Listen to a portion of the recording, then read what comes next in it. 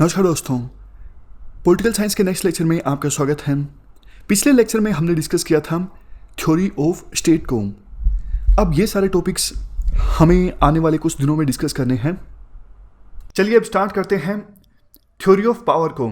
Theory of power में हम liberal theory of power पढ़ेंगे, Marxist, elitist, pluralistic, feminist, Gramscian, Hannah Arendt और post modern view यानी Foucault, डराइडा, उन सब की जो थ्योरी ऑफ पावर है वो क्या है। सबसे पहले देखो बेसिक बातें। पावर जो है वो पॉलिटिकल थ्योरी का कोर कंसेप्ट है। जैसे मनी जो है इकोनॉमिक्स का कोर कंसेप्ट है, उसी प्रकार से पावर जो है वो पॉलिटिकल साइंस का कोर कंसेप्ट है। लेसवेल एंड कैप्लन की एक डेफिनेशन है पॉलिटिकल साइंस की। इन्होंने कहा था political science is defined as study of shaping and sharing of power. ये बोला गया था लेसवेल एंड कैप्लन के द्वारा। तो आप समझ गए होंगे पावर की इंपॉर्टेंस कितनी ज़्यादा है पॉलिटिकल साइंस के अंदर। देखो ये बात सच है कि पावर एक कोर कंसेप्ट है पॉलिटिकल साइंस का, लेकिन पावर एक बहुत ज़्यादा कॉन्टेस्टेड कंसेप्ट है। विभिन्न सेकुलर्स के अलग अलग व्यू हैं पावर के बारे में। वैसे मुझे आप एक बात बताइए, पावर का सिंपल मतलब है क्या, मतलब डेफिनेशन क्या है पावर की। पावर का देखो सिंपल मतलब ये है, मान लीजिए दो पर्सन हैं ए और बी। ए चाहता है कि बी पर्सन कोई काम करे। मान लीजिए ए पर्सन ये चाहता है कि बी बुक सेलर की दुकान से एक बुक लेके आए। अब बी के ना चाहते हुए भी बी अनविलिंग है, बी नहीं चाहता कि मैं उस बुक सेलर से बुक लेके आऊं, लेकिन फिर भी वो ए के कहने पर बुक सेलर से बुक लेके आता है। यह है ए की पावर बी के ऊपर। यानी ना चाहते हुए भी किसी पर्सन से कोई काम करवाना, तो इसका मतलब आप अपनी पावर को प्रैक्टिस कर रहे हो। पावर का मतलब देखो कोर्सिव एक्शन से नहीं है। ऐसा नहीं कि सिर्फ बी जो है उसने ए का काम किया है क्योंकि बी के मन में डर है ए के लिए, कोई जरूरी नहीं ऐसा है। हो सकता है कि आइडियोलॉजिकल पावर हो ए की बी के ऊपर, मतलब सॉफ्ट पावर हो। याद कीजिए जो ग्राम्स्की का कंसेप्ट है, वो कहते हैं बुर्जुआ क्लास के जो आइडियाज हैं वो छप गए हैं आम जनता के माइंड में, इसलिए जो भी गलत होता है फिर भी उनको लगता है ये कॉमन सेंस है, हम गरीब हैं क्योंकि ये हमारी गलती है। तो ए की आइडियोलॉजिकल पावर भी हो सकती है बी के ऊपर। पावर दोनों तरह की हो सकती है, हार्ड पावर और सॉफ्ट पावर। वैसे पावर की जब बात आती है तो ये बात भी आती है पावर किसके ऊपर। इसके देखो काफी मतलब हो सकते हैं। For example power of man over nature के ऊपर, लेकिन आम तौर पे पावर का मतलब समझा जाता है power of man over man. Nature या फिर इकोलॉजी से इसे रिलेट नहीं किया जाता है। पावर काफी तरह की हो सकती है। पॉलिटिकल पावर भी दो तरह की हो सकती है, फॉर्मल और इनफॉर्मल पावर। फॉर्मल पावर मतलब जैसे लेजिस्लेचर, जुडिशरी, एग्जीक्यूटिव, और इनफॉर्मल पावर मतलब NGOs, civil society groups, pressure groups. और इकोनॉमिक पावर मतलब जैसे आपको पता है हमारे देश के जो बड़े घराने हैं, औद्योगिक इंडस्ट्रियल घराने, फॉर एग्जांपल अंबानी, टाटा, इनके पास कितनी पावर है, ये कैसे गवर्नमेंट की पॉलिसीज को इन्फ्लुएंस करते हैं, तो ये काइंड ऑफ इकोनॉमिक पावर है। या फिर आप कह सकते हो बजट बनने से पहले सरकार कंसल्ट करती है बिजनेस ग्रुप से, फिकी से, दूसरे जो बिजनेस ग्रुप्स हैं उनसे संपर्क किया जाता है, उनसे कंसल्ट किया जाता है, वो लॉबिंग करते हैं, उनकी बात को माना भी जाता है। तो ये एग्जाम्पल है इकोनॉमिक पावर के। और पावर इवन आइडियोलॉजिकल पावर भी होती है जो हमने पहले डिस्कस किया। जैसे ग्राम्स्की के हिसाब से बुर्जुआ क्लास अपनी हेगमोनी इस्टेब्लिश कर लेता है सिविल सोसाइटी की सहायता से, ये पावर है आइडियोलॉजिकल पावर।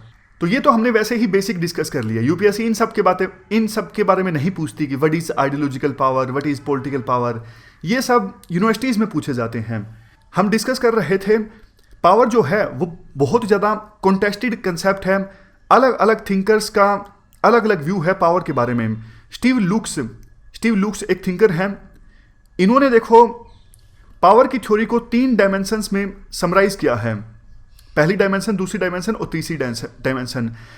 स्टीव लुक्स के हिसाब से पहली डायमेंशन जो है पावर की वो है right decision making, means study of institution shaping power, यानी वो इंस्टीट्यूशंस जो पावर को शेप करते हैं, जिनके द्वारा डिसीजन लिया जाता है।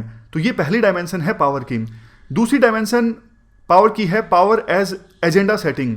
जैसे देखो मार्क्सिस्ट जो सेकुलर्स हैं वो कहते हैं बुर्जुआ क्लास के लोगों के द्वारा एजेंडा सेट किया जाता है, उनकी चलती है। तो ये सेकंड डायमेंशन ऑफ पावर है, यानी वास्तव में एजेंडा कौन सेट करता है, चलती किसकी है, किसके डिसीजंस माने जाते हैं, कौन चीजों को मैनिपुलेट करता है, ये सेकंड डायमेंशन ऑफ पावर है। थर्ड डायमेंशन ऑफ पावर है power as thought control process. वही ग्रैम्स्की का व्यू। ग्रैम्स्की कहते हैं कि विचारों पर काबू पा लिया गया है बुर्जुआ क्लास के द्वारा, यानी अपनी हेगमनी इस्टेब्लिश कर ली है बुर्जुआ क्लास ने, इसलिए उनको सब कुछ कॉमन सेंस लगता है, यानी आम लोगों के जो थॉट्स हैं उनको कंट्रोल कर लिया गया है बुर्जुआ क्लास के द्वारा सिविल सोसाइटी की सहायता से। ये है थर्ड डायमेंशन ऑफ पावर। तो स्टीव लुक्स के ये हमने 3 डायमेंशन समझे पावर के। अब देखो लिबरल थ्योरी ऑफ पावर और मार्क्सिस्ट थ्योरी ऑफ पावर ये कुछ खास नहीं है। हम लिबरलिज्म के बारे में पढ़ चुके हैं और मार्क्सिज्म के बारे में भी पढ़ चुके हैं। लिबरलिज्म में हमने समझा जॉन लॉक और जो बाकी लिबरल थिंकर्स हैं वो क्या बोलते हैं। वो बोलते हैं पावर असल में रहती है जनता के पास। याद कीजिए जॉन लॉक क्या कहते हैं। जॉन लॉक कहते हैं 3 rights, right to life, right to liberty, right to property, ये 3 राइट्स कभी नहीं छीने जा सकते स्टेट के द्वारा जनता से। तो लिबरल जो थिंकर्स हैं वो तो राइट्स की बात करते हैं, और क्लासिकल जो लिबरल्स है वो तो ये सब बातें भी बोलते हैं स्टेट का रोल ही नहीं होना चाहिए, स्टेट का रोल है नाइट वॉचमैन का, रेफरी का। तो ये इंपॉर्टेंट नहीं है, UPSC liberal theory of power नहीं पूछती, ये सब कवर हो चुका है लिबरलिज्म में। Even Marxist theory of power भी कवर हो चुका है। मार्क्स क्या बात बोलते हैं, सेम बातें। जो पर्सन इकोनॉमिक स्ट्रक्चर पर जिनका कब्जा होता है वही पॉलिटिकल स्ट्रक्चर पर उनका कब्जा होता है, क्योंकि political structure is just reflection of economic structure. और इकोनॉमिक स्ट्रक्चर पर कब्जा किसका होता है, बुर्जुआ क्लास का, यानी पावर रहती है बुर्जुआ क्लास के पास। ये बात बोली जाती है मार्क्स के द्वारा और मार्क्स के जो फॉलोअर्स हैं उनके द्वारा। नेक्स्ट है एलिटिस्ट थ्योरी ऑफ पावर। ये देखो इंपॉर्टेंट है, ये ओल्डेस्ट थ्योरी ऑफ पावर है। ये पॉपुलेशन को 2 पार्ट्स में डिवाइड करती है, एलिट्स और मासिस। इनका कहना है जनता में कुछ लोग एलीट होते हैं और कुछ लोग मासिस में काउंट होते हैं, और पावर हमेशा रहती है एलीट के पास। और एलिटिस्ट थ्योरी के जो थिंकर हैं वो कहते हैं पावर रहनी भी चाहिए एलीट्स के पास। समझ रहे हो ना, यानी एक बात तो ये बोलते हैं कि पावर रहती है जनता में हमेशा एलीट लोगों के पास, मासिस के पास पावर नहीं रहती है। दूसरा, एलिटिस्ट थ्योरी के थिंकर कहते हैं पावर रहनी भी चाहिए, ये सही भी है, क्योंकि इससे सोसाइटी का जो ऑर्गेनाइजेशन है वो बना रहता है, सोसाइटी में स्टेबिलिटी रहती है, सोसाइटी को एक डायरेक्शन मिलती है। जैसे देखो मार्क्स सोसाइटी को डिवाइड करते हैं 2 क्लासेस के बीच, एक है डोमिनेंट क्लास और दूसरा वो क्लास जिसका एक्सप्लॉयटेशन हो रहा है, यानी एक्सप्लॉइटेड क्लास। उसी प्रकार से जो एलीट थ्योरी है वो भी सोसाइटी को 2 क्लासेस में डिवाइड करती है, एक क्लास है एलीट क्लास और दूसरी क्लास है मासिस की क्लास। लेकिन यहां पर डिफरेंस आ जाता है। मार्क्स तो ये कहते हैं रेवोल्यूशन लाके क्लासलेस सोसाइटी का निर्माण हो सकता है, लेकिन एलिटिस्ट लोग कहते हैं कोई रेवोल्यूशन काम नहीं करेगी, जो चल रहा है वो ठीक है, यानी एलीट लोगों के पास ही पावर रहनी चाहिए और इससे समाज को एक डायरेक्शन मिलती है, समाज ऑर्गेनाइज होता है, समाज में स्टेबिलिटी रहती है। अब बात आती है देखो एलीट थ्योरी के थिंकर्स की। प्लेटो, एरिस्टोटल, मैकियावेली, ये थिंकर्स हैं एलीट थ्योरी के। आपको याद होगा पावर, प्लेटो कहा करते थे पावर हमेशा रहनी चाहिए मैन ऑफ गोल्ड के पास। मैन ऑफ गोल्ड वो पर्सन्स हैं जिनमें रीजन डोमिनेट करता है। उसके बाद है एरिस्टोटल। एरिस्टोटल ने आपको याद होगा कहा था कुछ लोग मास्टर हैं, कुछ लोग स्लेव हैं। मास्टर वो लोग जो डिसीजन ले सकते हैं, जिनके अंदर रीजनिंग की पावर है। स्लेव्स जो अपने आप से खुद के लिए डिसीजन नहीं ले सकते। तो मास्टर्स को रूल करना चाहिए और स्लेव्स को मास्टर के लिए काम करना चाहिए। स्लेवरी का कंसेप्ट एरिस्टोटल ने दिया था, आपको याद होगा। तीसरे नंबर पे मैकियावेली। मैकियावेली ने भी कहा था प्रिंस को फोक्स भी होना चाहिए और लायन की तरह भी होना चाहिए। याद कीजिए ये कंसेप्ट हमने डिस्कस किया था। उन्होंने कहा था लायन इसलिए ताकि समय आने पर अपने आप को डिफेंड किया जा सके, दूसरों पे वार किया जा सके, विरोधियों पे, और फोक्स इसलिए ताकि कोई कंस्पायरेसी अगर प्रिंस के खिलाफ की जाती है तो समय रहते प्रिंस को उस कंस्पायरेसी का, उस षड्यंत्र का पता लग सके। तो ये कुछ ट्रेडिशनल थिंकर्स हैं जो संबंध रखते हैं एलीट थ्योरी ऑफ पावर से। अब हम बात करते हैं मॉडर्न थिंकर्स कौन कौन से हैं। देखो एक डिफरेंस ये है ट्रेडिशनल थिंकर्स और मॉडर्न थिंकर्स के बीच। जो ट्रेडिशनल थिंकर हैं, for example Plato, Aristotle, Machiavelli, ये सब इस बात पर फोकस करते हैं कि पावर रहनी चाहिए एलीट के पास। लेकिन जो मॉडर्न थिंकर्स हैं, Pareto, Mosca, Robert Michels, C.W. Mills, इन सब मॉडर्न थिंकर्स का ये मानना है पावर एलीट क्लास के पास रहती है। ये इस बात पर ज़्यादा फोकस नहीं करते हैं कि पावर एलीट क्लास के पास रहनी चाहिए। लेकिन ये सब थिंकर्स ये जरूर बोलते हैं कि इसकी संभावना नहीं है कि पावर कभी मासिस के पास जाएगी। इन सब थिंकर्स का मानना है पावर एलीट क्लास के पास ही रहेगी। तो ये बेसिक डिफरेंस है एलीट थ्योरी के ट्रेडिशनल थिंकर्स को क्या लगता है और मॉडर्न थिंकर्स को क्या लगता है। तो हम एलीट थ्योरी के मॉडर्न थिंकर्स को अब एक एक करके डिस्कस करेंगे। सबसे पहले बात आती है पेरेटो की। पेरेटो की बुक का नाम है द माइंड एंड सोसाइटी। इनका फेमस कोट है, history of mankind is graveyard of aristocracies. इसका मतलब ये है हिस्टोरिकल पावर हमेशा से एलीट्स के पास रही है।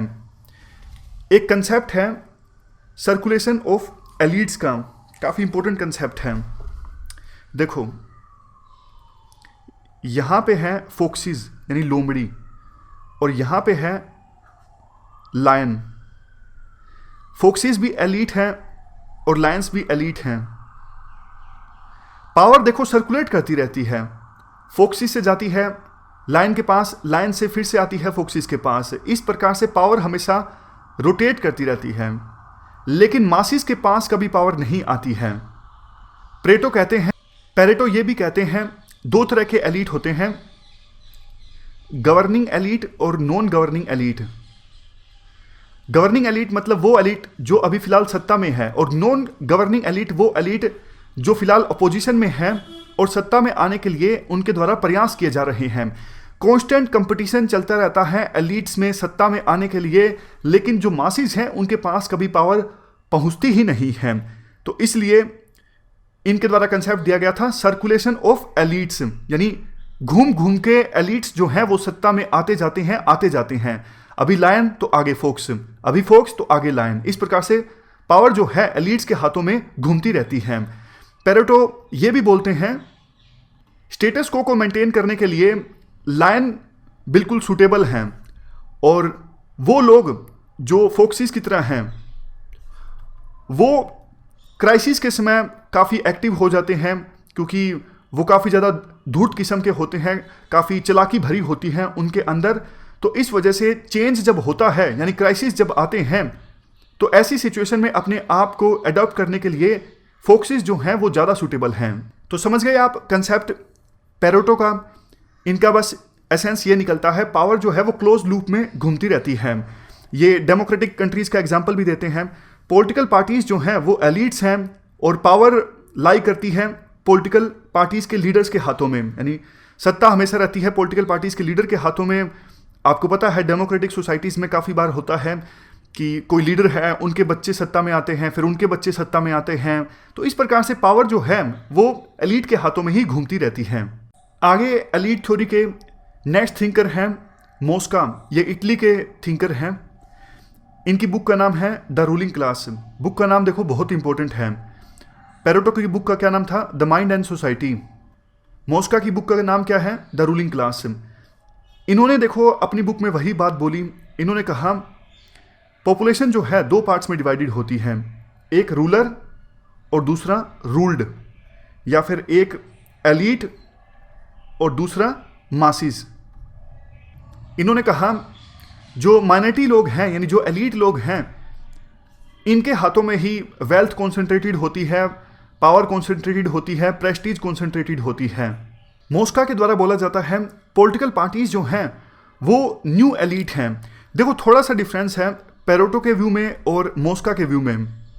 मोस्का ये कहते हैं एलीट लोगों की क्वालिटी है कैपेसिटी ऑफ ऑर्गेनाइजेशन, यानी ऑर्गेनाइज करना एक क्वालिटी है एलीट लोगों की, जबकि पेरेटो ये कहते हैं जो एलीट लोग हैं उनकी क्वालिटी है कनिंगनेस, स्मार्टनेस, इंटेलिजेंस, ये सब चीज़ें। मोस्का अपनी अप्रोच में थोड़े से डेमोक्रेटिक हैं। मोस्का कहते हैं लीडरशिप देखो कहीं भी डेवलप हो सकती है, सोसाइटी के हर एक लेवल पर, ग्रास रूट लेवल पर लीडरशिप डेवलप हो सकती है। अच्छे लीडर आ सकते हैं जिनके पास चीज़ों को ऑर्गेनाइज करने की पावर होगी और वो एलीट बन जाएंगे। लेकिन पेरेटो इस बात से इत्तेफाक नहीं रखते हैं। वो कहते हैं नहीं, सोसाइटी के हर एक लेवल पर लीडरशिप डेवलप नहीं हो सकती है। आगे देखो, नेक्स्ट एलीट थ्योरी के थिंकर हैं रॉबर्ट मिचेल। इन्होंने बहुत इंपॉर्टेंट बात बोली।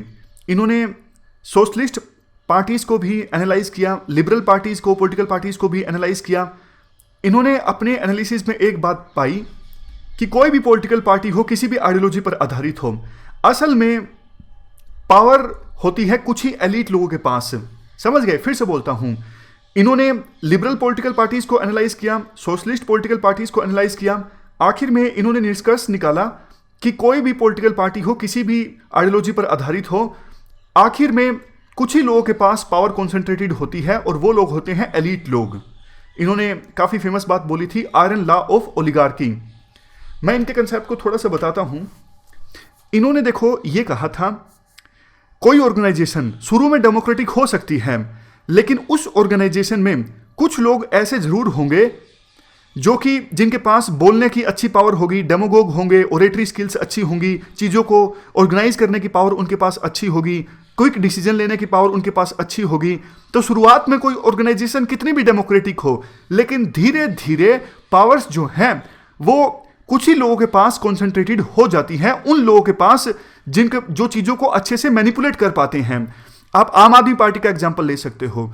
शुरुआत में देखो आम आदमी पार्टी डेमोक्रेटिक थी, लेकिन अरविंद केजरीवाल का एक करिश्मा डेवलप हो गया, उनको अच्छा बोलना आता था और काइंड ऑफ उन्होंने जीत दिलवाई। तो पावर अब देखिए, अब आम आदमी पार्टी में पावर किसके हाथों में कॉन्सेंट्रेटेड है।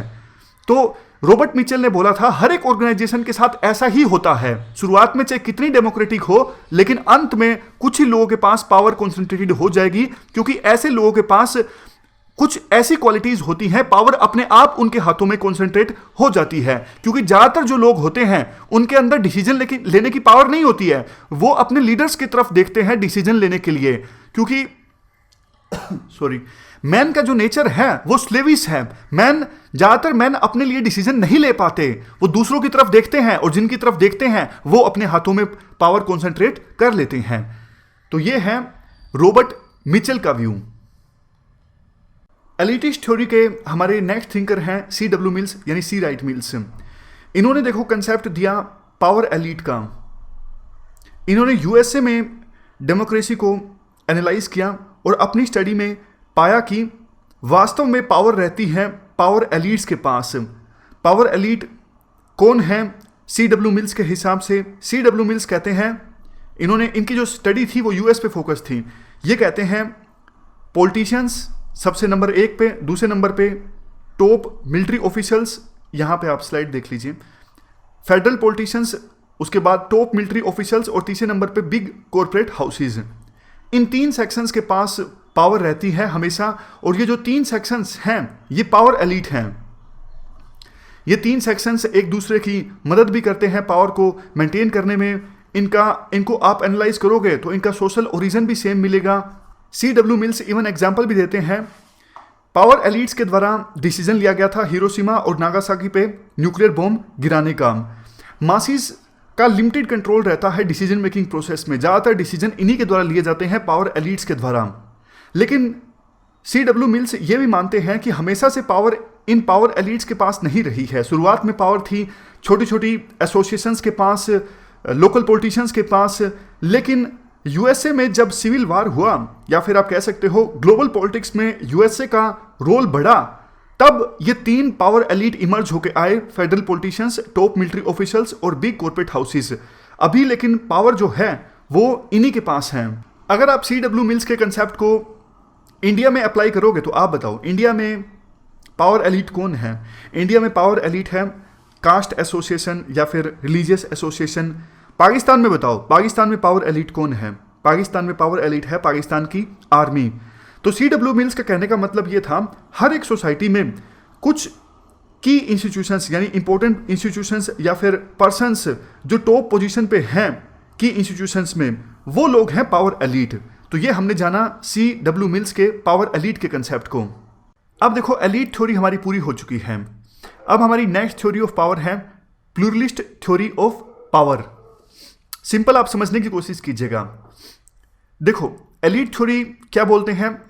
जनता में दो टाइप के लोग होते हैं, एक एलीट और दूसरा मासिस। जिस प्रकार से मार्क्स दो क्लासेस में सोसाइटी को डिवाइड करते हैं, डोमिनेंट क्लास और एक्सप्लॉइटेड क्लास, उसी प्रकार से एलीट थ्योरी भी दो क्लासेस में जनता को डिवाइड करती है। लेकिन जो प्लूरलिस्ट थ्योरी है वो कहती है कि आप जनता को दो पार्ट्स में डिवाइड नहीं कर सकते, दो क्लासेस में डिवाइड नहीं कर सकते। ऐसा नहीं है कि सिर्फ पावर का एक ही सेंटर है। प्लूरलिस्ट थिंकर ये बोलते हैं पावर के देखो बहुत सारे सेंटर होते हैं और पावर डिस्ट्रीब्यूटेड होती है, एक सेंटर में पावर नहीं कॉन्सेंट्रेटेड होती है। एग्जाम्पल इनके द्वारा दिया जाता है, जैसे पीजेंट्स की एसोसिएशन है, ट्रेडर्स की अपनी अलग से एसोसिएशन है, कंज्यूमर्स की अलग से एसोसिएशन है। इन सभी एसोसिएशंस के द्वारा अपने अपने लिहाज से, अपने अपने ढंग से पावर को प्रैक्टिस किया जाता है, पावर को एक्सरसाइज किया जाता है। और ये सारी जो ऑर्गेनाइजेशंस हैं वो आपस में इंटरडिपेंडेंट हैं, यानी एक दूसरे पर डिपेंड नहीं करती हैं। तो इसलिए ये सारी ऑर्गेनाइजेशंस, जैसे पीजेंट्स की ऑर्गेनाइजेशंस, कंज्यूमर्स की ऑर्गेनाइजेशंस, ट्रेडर्स की ऑर्गेनाइजेशन, ये एक दूसरे को बैलेंस आउट कर देती हैं। यानी ऐसा है ही नहीं कि पावर सिर्फ एक ही ग्रुप के पास है, एक ही क्लास के लोगों के पास है। प्लूरिस्ट थिंकर्स जो हैं वो एग्जाम्पल भी देते हैं मेडिवल सोसाइटी का। मेडिवल सोसाइटी में उस समय आपको याद होगा फ्यूडल लॉर्ड्स भी हुआ करते थे, चर्च की भी चला करती थी, किंग्स की भी चला करती थी। तो एक ही पर्सन को बहुत सारे लोगों की बात माननी पड़ती थी, यानी सबकी अपनी अपनी पावर थी और सभी को एग्जिस्ट भी करते थे। फ्यूडल लॉर्ड्स भी एक ही समय पे एग्जिस्ट करते थे, किंग भी और चर्च भी। वो बात अलग है, यूरोप में बाद में 1618 से लेकर 1648 के बीच 30 इयर्स वार हुआ। लेकिन मेडिवल सोसाइटी में बहुत सारे सेंटर्स ऑफ पावर थे और अभी भी बहुत सारे सेंटर्स ऑफ पावर हैं। प्लूरलिस्ट थ्योरी के द्वारा ये बोला जाता है, और ये होना भी चाहिए, यानी पावर एक सेंटर के पास कॉन्सेंट्रेटेड होनी भी नहीं चाहिए। जैसे एक थिंकर है टोकीविले के द्वारा ये बोला जाता है, देखो यूएसए में डेमोक्रेसी सस्टेन कर पाई क्योंकि यूएसए में इस प्रकार से काफ़ी सारे ग्रुप्स के पास पावर रहती है। फ्रांस में डेमोक्रेसी सस्टेन नहीं कर पाई क्योंकि फ्रांस में सिविल सोसाइटी एग्जिस्ट नहीं करती थी। तो ये एग्जाम्पल दिया जाता है टोकीविले के द्वारा। अब देखो प्लूरलिस्ट थ्योरी ऑफ पावर के मेन थिंकर है रॉबर्ट डाहल। रॉबर्ट डाहल का कहना है ये गलत है यूएसए को ओलिगार्की कहना। ये कहते हैं यूएसए जो है वो पोलियार्की है। इनका कहना है, आपको याद होगा C.W. मिल्स ने बात बोली थी कि हिरोशिमा और नागासाकी पे बम गिराने का जो डिसीजन था वो एलीट लोगों के द्वारा लिया गया था, पावर एलीट लोगों के द्वारा। लेकिन वो एक यूनिक सिचुएशन थी। रोजमर्रा की अफेयर्स में जो लोगों की एसोसिएशंस होती हैं, जैसे डॉक्टर्स की अपनी अलग से एसोसिएशन, कंज्यूमर्स की अलग से एसोसिएशन, ये जो होते हैं अपने अपने मेंबर्स का इंटरेस्ट प्रमोट करती हैं। यानी रोजमर्रा के अफेयर्स में बड़े एलीट्स के द्वारा पावर्स नहीं ली जाती, सिर्फ यानी पावर्स जो है वो डिस्ट्रीब्यूटेड है, कई सारे ग्रुप्स के द्वारा पावर ली जाती है। ऐसा नहीं है कि सिर्फ कुछ ही एलीट्स के हाथों में पावर कॉन्सेंट्रेटेड है, नहीं, कई सारे इंटरेस्ट ग्रुप्स और कई सारे एसोसिएशंस के हाथों में पावर जो है वो डिस्ट्रीब्यूटेड है। रॉबर्ट डाहल इसीलिए सजेस्ट करते हैं कि यूएसए जो है वो एक पोलियार्की है, ओलिगार्की नहीं है। पोलियार्की को देखो आप आइडियल डेमोक्रेसी बोल सकते हो। Polyarchy is almost ideal democracy. Democracy का क्या मतलब होता है? डेमोक्रेसी का मतलब होता है गवर्नमेंट ऑफ ऑल, सबकी सरकार। और पोलियार्की एक ऐसी सिचुएशन है जहां पावर कुछ एलीट्स के पास नहीं रहती, पावर डिस्ट्रीब्यूटेड होती है, बहुत सारे लोगों के पास होती है। तो एक प्रकार से रॉबर्ट डाहल ये कहते हैं इंडिविजुअल्स के पास पावर नहीं रहती, पावर रहती है एसोसिएशंस के पास, पावर रहती है इंटरेस्ट ग्रुप्स के पास। यानी एसोसिएशंस और इंटरेस्ट ग्रुप पावर को एक्सरसाइज करते हैं। पोलियार्की का मतलब ये है जहां पे प्रेशर ग्रुप्स और इंटरेस्ट ग्रुप्स जो हैं वो सोसाइटी के डिसीजंस में इंपॉर्टेंट रोल प्ले करते हैं। तो ये पोलियार्की का मतलब है रॉबर्ट डाहल के अनुसार। देखो बाद में रॉबर्ट डाहल अपना व्यू ना चेंज कर लेते हैं। ये तो हमने डिस्कस किया रॉबर्ट डाहल का व्यू पोलियार्की के बारे में, लेकिन वो थोड़ा सा अपना व्यू ना चेंज करते हैं पोलियार्की के बारे में, जिसे डिफॉर्म्ड पोलियार्की कहा जाता है। फिर से बोलता हूं, देखो प्लूरलिस्ट थिंकर्स में मेन व्यू है रॉबर्ट डाहल का, लेकिन और इसमें वो कंसेप्ट देते हैं पोलियार्की का, लेकिन बाद में वो अपना व्यू चेंज कर लेते हैं पोलियार्की के बारे में, जिसे कहा जाता है डिफॉर्म्ड पोलियार्की और नियो प्लूरलिस्ट। पहले वाला व्यू किनका था? प्लूरलिस्ट वालों का। और दूसरे वाला व्यू जो चेंज्ड व्यू था वो किनका था? नियो प्लूरलिस्ट का। जैसे लिबरलिज्म उसके बाद आया नियो लिबरलिज्म, उसी प्रकार से यहां पे है नियो प्लूरलिस्ट। डिफॉल्ट पोलियार्की में क्या कहते हैं रॉबर्ट डहल अपने व्यूज को मॉडिफाई करते हुए कहते हैं कि हाँ, ये बात सच है, पावर इक्वली सभी ग्रुप्स के पास नहीं होती। मतलब ऐसा नहीं है कि सभी ग्रुप्स के पास पावर इक्वल रूप से होती है, कुछ ग्रुप्स ऐसे हैं जिनके पास ज्यादा पावर होती है। तो एक प्रकार से रॉबर्ट डहल कहते हैं यूएसए में जो ओलिगार्की है वो टिल्टेड है, और किन के पक्ष में टिल्टेड है? कॉर्पोरेट क्लास के पक्ष में टिल्टेड है। कॉर्पोरेट क्लास के द्वारा ज्यादा पावर प्रैक्टिस की जाती है, इनका ज्यादा इन्फ्लुएंस होता है। जब देखो नियो प्लूरलिस्ट ये कहते हैं कि कॉर्पोरेट क्लास के पास ज्यादा पावर होती है, तो वो करीब आ जाते हैं मार्क्सिस्ट थिंकर्स के। याद कीजिए, जो मार्क्सिस्ट थिंकर हैं वो भी तो यही बात बोलते हैं कि बुर्जुआ क्लास के पास पावर होती है सोसाइटी में। लेकिन देखो डिफरेंस है, मार्क्सिस्ट थिंकर ये कहा करते थे कि जिनका कंट्रोल है इकोनॉमिक स्ट्रक्चर पर, उनका कंट्रोल हो जाता है सभी स्ट्रक्चर्स पर, पॉलिटिकल स्ट्रक्चर पर, बाकी स्ट्रक्चर्स पर भी। लेकिन नियो प्लूरलिस्ट ये कहते हैं कि नहीं, कॉर्पोरेट क्लास का मकसद सिर्फ और सिर्फ इकोनॉमिक पॉलिसीज को कंट्रोल करना है, उनका फोकस पॉलिटिकल स्ट्रक्चर को कंट्रोल करना नहीं है। तो इस प्रकार से हमने अब प्लूरलिस्ट थ्योरी ऑफ पावर भी डिस्कस कर ली है। अब आगे देखो 2-3 थ्योरी जो हम ऑलरेडी डिस्कस कर चुके हैं, जैसे फेमिनिस्ट थ्योरी ऑफ पावर, हमने फेमिनिज्म डिटेल से डिस्कस किया। तो जो फेमिनिस्ट थिंकर्स हैं वो क्या बोलते हैं? State is institution of patriarchy, power रहती है मैन के पास, स्टेट के पास, और स्टेट पेट्रियार्की को ही प्रमोट करता है। फेमिनिस्ट थिंकर बोलते हैं पर्सनल इज पॉलिटिकल, और जो पावर रिलेशंस हैं वो फैमिली में भी होते हैं, वायलेंस फैमिली में भी होता है, स्ट्रगल फैमिली में भी होता है। फैमिली पहला ऐसा इंस्टीट्यूशन है जहाँ पे पेट्रियार्की देखने को मिलती है। बच्चा देखता है फैमिली में पेट्रियार्की है तो सोसाइटी में वुमन का शोषण होता है, बच्चे को लगता है ये कॉमन सेंस है। वो सारी बातें जो हमने फेमिनिज्म के दौरान डिस्कस की वो यहाँ पे आप लिख सकते हो, जिसमें पावर की बात आती है।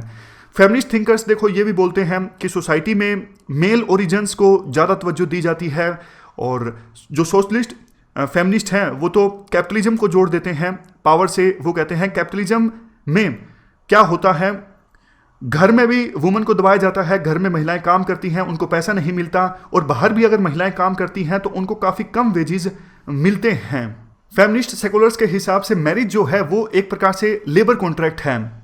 देखो एक फेमस चीज़ आपको बताता हूँ, एंजल्स की एक बुक है the origin of family private property and the state, 1884 में ये बुक आई थी।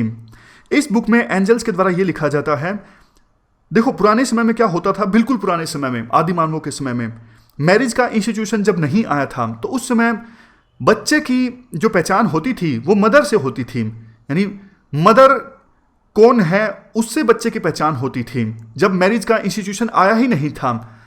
लेकिन उसके बाद जैसे ही मैरिज का इंस्टीट्यूशन आता है तो एक प्रकार से कहा जाता है एंजल्स के द्वारा वो हिस्टोरिकल हार थी वुमन की। मैरिज का इंस्टीट्यूशन आने के बाद वुमन की जो इंपॉर्टेंस है बहुत ही ज़्यादा कम हो गई है।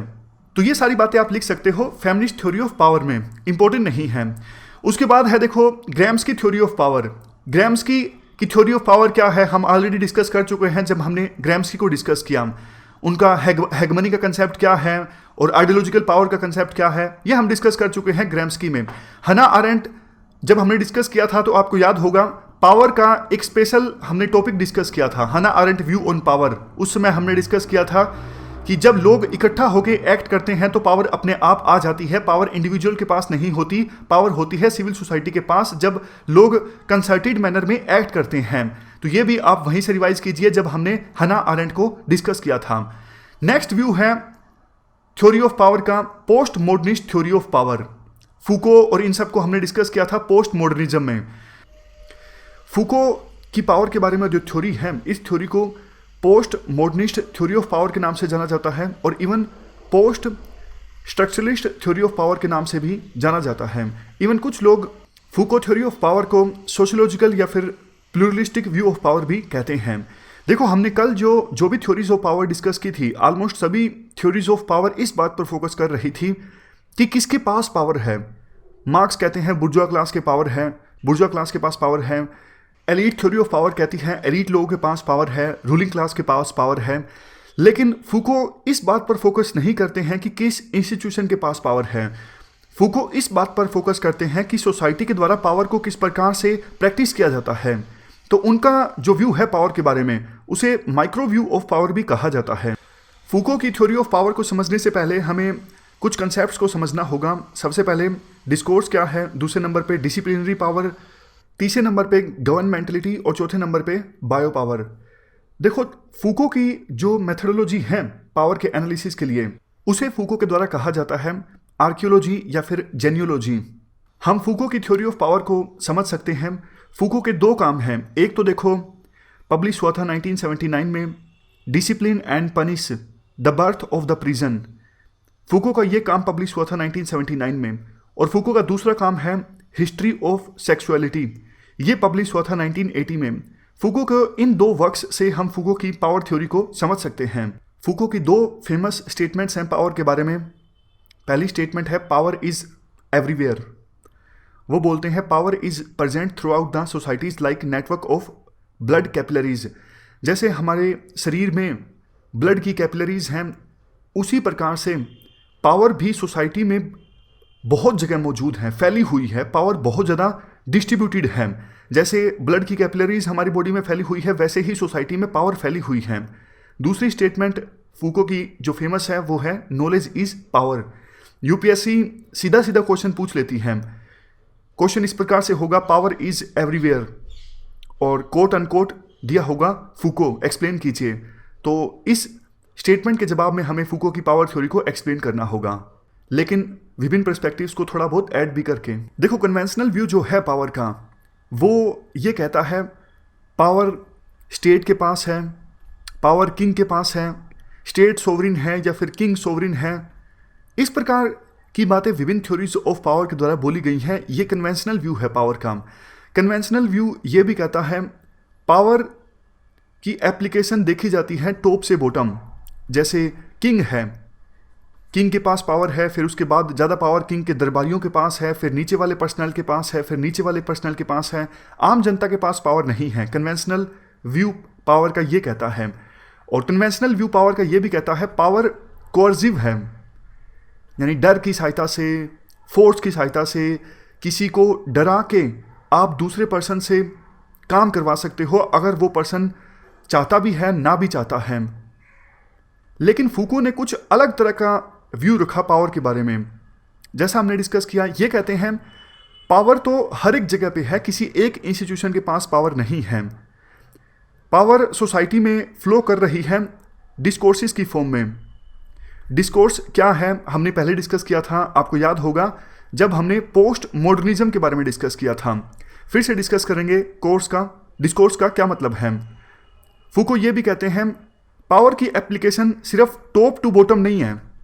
ऐसा नहीं है कि पावर हायरार्किकल फॉर्म में है, जो ऊपर ऊपर बैठा है उसके बाद पावर, जैसे प्राइम मिनिस्टर, उसके बाद कैबिनेट मिनिस्टर्स के पावर, ऐसे पावर नहीं फ्लो करती। पावर मल्टी डायमेंशनल है। सोसाइटी में बहुत सारे लोगों के द्वारा बहुत सारे समय पर पावर एक्सरसाइज की जाती है। तो पावर की एप्लीकेशन टॉप टू बॉटम नहीं है, पावर की एप्लीकेशन मल्टी डायरेक्शनल है। तीसरे नंबर पे फूको का जो व्यू है पावर के बारे में, ये कहते हैं कोई जरूरी नहीं कि पावर हमेशा कोर्सिव है, यानी फोर्स की सहायता से ही पावर को एक्सरसाइज किया जा सकता है। नहीं, पावर प्रोडक्टिव भी है। ये काफी इंपॉर्टेंट बात है। फूको कहते हैं पावर हमेशा कोर्सिव नहीं है, यानी बलपूर्वक तरीके से हमेशा पावर का इस्तेमाल नहीं किया जा सकता। पावर प्रोडक्टिव भी है। फूको कहते हैं अगर हम बोलें सिर्फ सोवरिन के पास पावर है, यानी स्टेट के पास पावर है, किंग के पास पावर है, तो ये मैक्रो व्यू है पावर का। लेकिन फूको माइक्रो व्यू देते हैं पावर का। वो कहते हैं सोसाइटी में अनगणित तरीकों से पावर को एक्सरसाइज किया जाता है। सिर्फ एक इंस्टीट्यूशन के पास पावर नहीं है। पावर सोसाइटी में फ्लो करती रहती है डिस्कोर्स की फॉर्म में। अब क्वेश्चन ये उठता है, ये डिस्कोर्स क्या है? डिस्कोर्स का मतलब है, देखो, एक पर्टिकुलर तरीका रियलिटी को डिफाइन करने का। टेक्निकल टर्म्स में हम बात करें, it is institutionalised way of speaking and writing about reality. देखो, मैं आपको एग्जांपल की सहायता से बताता हूं। यूपीएससी में मेंस की जो चेकिंग होती है उसमें काफ़ी सारी सब्जेक्टिविटी है।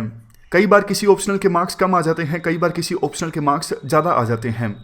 तो मैं कहता हूं UPSC is not fair in its approach. तो मैं यूपीएससी के बारे में जो बोल रहा हूं ये एक डिस्कोर्स है। मैं यूपीएससी के बारे में कुछ लिखता हूं कि यूपीएससी नीड्स रिफॉर्म्स, ये एक डिस्कोर्स है। मैं रियलिटी को डिफाइन कर रहा हूं यूपीएससी की। ये मेरा अपना तरीका है यूपीएससी के बारे में रियलिटी को डिफाइन करने का। ये डिस्कोर्स है। गांधी जी ने बहुत कुछ लिखा, स्वराज के बारे में लिखा, सत्याग्रह के बारे में लिखा। तो गांधी जी सोसाइटी के बारे में और कैसा स्टेट होना चाहिए अपनी तरह से वो बता रहे थे। यानी स्वराज, सत्याग्रह, ये गांधी का एक तरीका था रियलिटी को डिफाइन करने का। डिस्कोर्स एक प्रकार से लिमिट तय करता है, किसी चीज़ के बारे में क्या बोला जा सकता है, क्या सोचा जा सकता है। देखो, मैंने यूपीएससी के बारे में कुछ बोला, आपने कुछ बोला, किसी थर्ड पर्सन ने कुछ और बोला होगा, सभी यूपीएससी के बारे में बोलेंगे, तो हम यूपीएससी के बारे में एक व्यू क्रिएट कर रहे हैं, यानी एक वर्ल्ड क्रिएट कर रहे हैं हम, और उसी में हम जी रहे हैं। ध्यान से समझने की कोशिश कीजिएगा, इमेजिन करने की कोशिश कीजिएगा। फूको बोलते क्या हैं?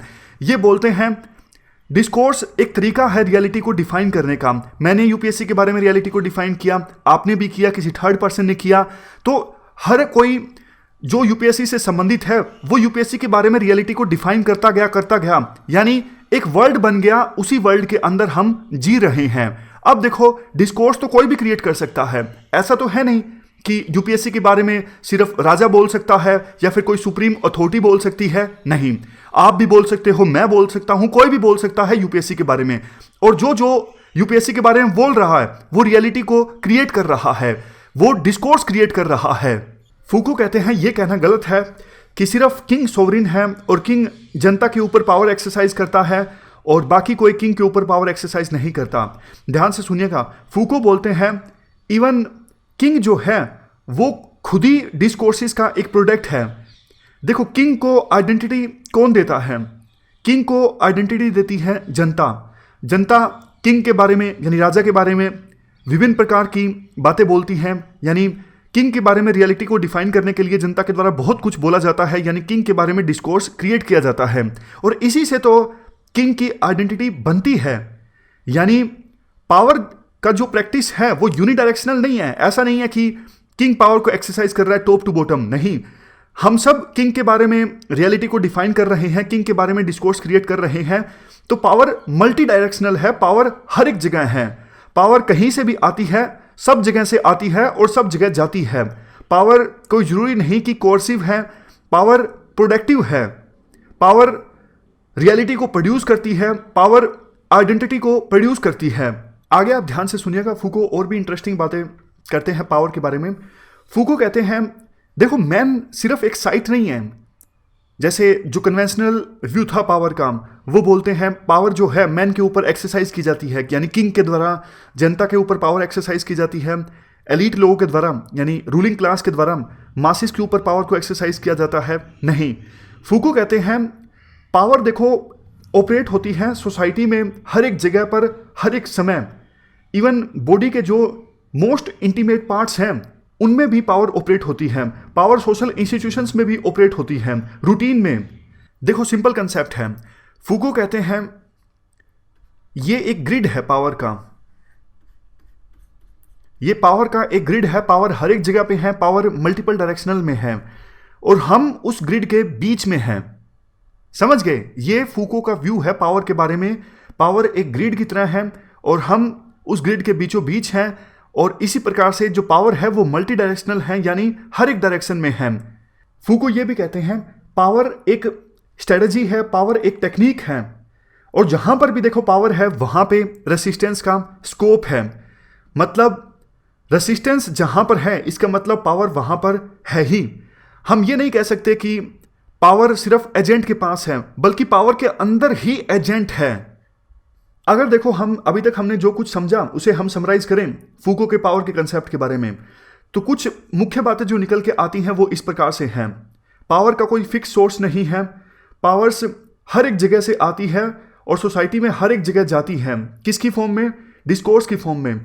पावर सिर्फ कोर्सिव नहीं है, पावर प्रोडक्टिव भी है। पावर एक स्ट्रेटजी है, पावर एक टेक्निक है। फूको ये भी कहते हैं पावर इज इम्बॉडीड। इम्बॉडीड का मतलब होता है काइंड ऑफ अवतार लेना, यानी वो कहते हैं पावर विभिन्न फॉर्म्स में है। फूको ये कहते हैं individuals are vehicles of power. ऐसा नहीं है कि इंडिविजुअल सिर्फ साइट है, जिनके ऊपर पावर को एक्सरसाइज किया जाता है। पावर इंडिविजुअल जो हैं वो व्हीकल भी है, वो पावर को एक स्थान से दूसरे स्थान पर लेके जाते हैं। इसी प्रकार से सोसाइटी में पावर फ्लो करती रहती है। और सबसे लास्ट में अगर हम समरी का पॉइंट निकालें तो ये है, जहां पर पावर है वहां पे रेसिस्टेंस है, वहां पे फोर्स है। तो ये हमने अभी जो कुछ भी डिस्कस किया उसकी समरी डिस्कस की, लेकिन फूको का पावर का कंसेप्ट अभी डिस्कस नहीं हुआ है पूरा, अभी थोड़ा सा बाकी है। फूको ने देखो फोकस किया है डिसिप्लिनरी पावर पर। फूको कहते हैं डिसिप्लिनरी पावर का मतलब आप समझते हो ना, अनुशासनिक पावर। फूको कहते हैं हम डिसिप्लिनरी सोसाइटी में जी रहे हैं और डिसिप्लिन पावर का एक टाइप है। जब देखो किसी सब्जेक्ट के ऊपर डिसिप्लिनरी पावर का इस्तेमाल किया जाता है तो उस सब्जेक्ट को यह लगता है कि डिसिप्लिनरी पावर का इस्तेमाल किया जा रहा है मेरे ही इंटरेस्ट में। फॉर एग्जाम्पल आप प्रिजन का एग्जाम्पल ले सकते हो। जेल में कैदियों को डिसिप्लिन बनाने के लिए काफ़ी तरह की पावर का इस्तेमाल किया जाता है और कैदियों को लगता है ये हमारे फ़ायदे के लिए है। स्कूल में भी बच्चों को डिसिप्लिन बनाने के लिए स्कूल अथॉरिटीज़ के द्वारा पावर का इस्तेमाल किया जाता है और पेरेंट्स को, बच्चों को ये लगता है ये हमारे इंटरेस्ट में ही है। तो फूको कहते हैं पावर देखो पुराने समय में कोर्सिव हुआ करती थी, तो उस समय स्टेट के द्वारा टॉर्चर किया जाता था सिटीजन्स को, लेकिन बाद में जो सिटीजन्स थे वो विरोध कर देते थे और नफरत पैदा हो जाती थी सिटीजन्स की स्टेट के अगेंस्ट। इसीलिए एक नई तरह की पावर इजाद की गई, डिसिप्लिनरी पावर, क्योंकि लगने लगा स्टेट को टॉर्चर करके कोई फायदा नहीं। जिस पर्सन को टॉर्चर किया जाता है वो सोसाइटी के अगेंस्ट हो जाता है, वो स्टेट के अगेंस्ट हो जाता है। तो इसीलिए डिसिप्लिनरी जो पावर है वो बहुत ही इंपॉर्टेंट तरह की पावर है। फूको ने देखो डिसिप्लिनरी इंस्टीट्यूट्स को एनालाइज किया है, फॉर एग्जांपल स्कूल्स को, एसाइलम्स को, प्रिजन्स को। फूको कहते हैं डिसिप्लिन यानी जो अनुशासन है वो सहायता करता है ऐसे सिटीजन्स बनाने में जो अपने माइंड को कंट्रोल कर सकते हैं, जो अपने बॉडी को कंट्रोल कर सकते हैं। इसका बल्कि फायदा होता है। देखो अगर प्रिजन के द्वारा कैदियों को इस प्रकार से बनाया जाता है कि वो अपने माइंड को कंट्रोल कर सकें और अपनी बॉडी को कंट्रोल कर सकें, तो ऐसे सिटीजन बनते हैं जो समाज के लिए फायदेमंद हैं। इसीलिए तो फूको कहते हैं कि पावर सिर्फ कोर्सिव नहीं है, पावर प्रोडक्टिव भी है। अनुशासन की सहायता से अगर ऐसे सिटीजन तैयार किए जाते हैं जो अपनी माइंड और बॉडी को कंट्रोल कर सकें, तो वो पर्सन्स तो प्रोडक्टिव होंगे ना सोसाइटी के लिए। तो इसीलिए फूको कहते हैं पावर हमेशा कोर्सिव नहीं होती, पावर प्रोडक्टिव भी होती है। आगे देखो फूको ये बताते हैं डिस्कोर्स 3 स्टेजेस में मेनली बनता है, यानी डिस्कोर्स के डेवलप होने में 3 स्टेजेस होती हैं। सबसे पहले हायरार्किकल ऑब्जर्वेशन, दूसरे नंबर पे जजमेंट ऑफ नॉर्मल और तीसरे नंबर पे है एग्जामिनेशन। हायरार्किकल ऑब्जर्वेशन देखो वो लोग जिनको सर्विलियंस एक्सरसाइज करने का यानी ऑब्जर्व करने का जिम्मा सौंपा गया है, उनकी एबिलिटी को कहा जाता है हायरार्किकल ऑब्जर्वेशन फूको के द्वारा। नेक्स्ट जजमेंट ऑफ नॉर्मेलिटी फूको के द्वारा कहा जाता है, देखो वो पर्सन जो डिसाइड करते हैं क्या नॉर्मल है क्या एबनॉर्मल है, इन लोगों का काम ये भी होता है उन लोगों को पनिशमेंट दी जाए 3 डायमेंशंस में जो कानून का वायलेशन करते हैं। कौन से 3 डायमेंशंस में सजा दी जाती है उन लोगों को जो कानून का वायलेशन करते हैं? पहली डायमेंशन है टाइम डायमेंशन, जो लेट आते हैं। दूसरी डायमेंशन है इन टर्म्स ऑफ एक्टिविटी, यानी उन लोगों को सजा दी जाती है जो अटेंटिव नहीं है। तीसरी डायमेंशन है बिहेवियर, अगर कोई पर्सन ठीक से बिहेव नहीं करता है तो उसको तीसरी डायमेंशन में सजा दी जाती है। समझ रहे हो ना? फूको कहते हैं 3 स्टेजेस में डिस्कोर्स डेवलप होता है। पहली स्टेज है हायरार्किकल ऑब्जर्वेशन, ये उन लोगों की एबिलिटी है जिनके ऊपर जिम्मा है ऑब्जर्व करने का, सर्विलियंस का। दूसरे नंबर पे वो पर्सन्स जो डिसाइड करते हैं क्या नॉर्मल है क्या एबनॉर्मल है और सजा देते हैं उन पर्सन्स को 3 डायमेंशंस में जो कानून को वायलेट करते हैं। कौन सी 3 डायमेंशंस? पहली डायमेंशंस जो लेट आते हैं, दूसरी डायमेंशंस जो अटेंटिव नहीं है, तीसरी डायमेंशंस जो ठीक से बिहेव नहीं करते। और तीसरी स्टेज है डिस्कोर्स के डेवलप होने की एग्जामिनेशन। ये तो सिर्फ देखो ऑब्जर्वेशन और जजमेंट ऑफ नॉर्मेलिटी की आप कह सकते हो एप्लीकेशन है। पहली जो 2 स्टेजेस हैं हायरार्किकल ऑब्जर्वेशन और जजमेंट ऑफ नॉर्मेलिटी, इन दोनों स्टेजेस की एप्लीकेशन है तीसरी जो स्टेज है एग्जामिनेशन। फूको देखो डिसिप्लिनरी सोसाइटी के कंसेप्ट को एक्सप्लेन करते हैं कंसेप्ट ऑफ पैनोप्टिकॉन की सहायता से। ये जो स्क्रीन पे आपको दिख रहा है ये पैनोप्टिकॉन है। बेंथम, आपको याद होगा यूटिलिटेरियन, उनके बारे में हमने डिस्कस किया था। बेंथम ने काम किया है प्रिजन रिफॉर्म्स के ऊपर। उन्होंने ये प्रपोजल दिया था कि जो जेल है, जो प्रिजन है, वो सेमी सर्कुलर डिजाइन में होनी चाहिए। कैदियों को घूमने दिया जाए जेल के अंदर और कैदियों को पता होना चाहिए कि उनको मॉनिटर किया जा रहा है, उनके ऊपर सर्विलियंस रखी जा रही है। अगर उनको ये पता होगा, वो कॉन्शियस होंगे कि उनको मॉनिटर किया जा रहा है, वो सर्विलियंस पे हैं, तो वो ठीक से धीरे धीरे बिहेव करना स्टार्ट कर देंगे, यानी वो अनुशासन में रहने लगेंगे। उसी प्रकार से एक्सप्लेन करते हैं फूको।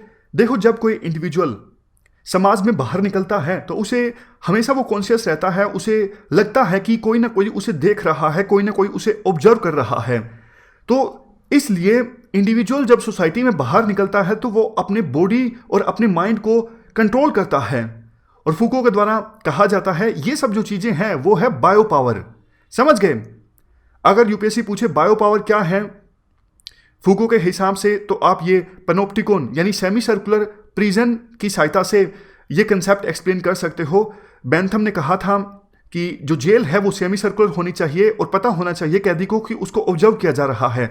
फूको कहते हैं उसी प्रकार से सोसाइटी में जब कोई पर्सन बाहर निकलता है तो उसे लगता है उसे ऑब्जर्व किया जा रहा है, तो इसलिए वो ठीक से एक्ट करता है, वो अपने माइंड को कंट्रोल करता है, अपने बॉडी को कंट्रोल करता है। तो ये डिसिप्लिनरी सोसाइटी है। बाद में अपने काम में फूको गवर्नमेंटलिटी टर्म का इस्तेमाल करते हैं। फूको कहते हैं स्टेट जो है वो सिटीजन्स में गवर्नमेंटलिटी डेवलप करता है ताकि पॉपुलेशन के बड़े तबके को गवर्न किया जा सके। और गवर्नमेंटलिटी अचीव कैसे की जाती है? स्टेट के द्वारा गवर्नमेंटलिटी जनता के बीच अचीव की जाती है होमोजेनाइजेशन की सहायता से, डिसिप्लिन की सहायता से, डिस्कोर्स की सहायता से। तो ये हमने फूको के पावर के कंसेप्ट को समझ लिया बहुत ही ज़्यादा अच्छी तरह से। इस प्रकार से हमारा थ्योरी ऑफ पावर का जो टॉपिक है वो समाप्त हो चुका है। Thank you very much for discussion.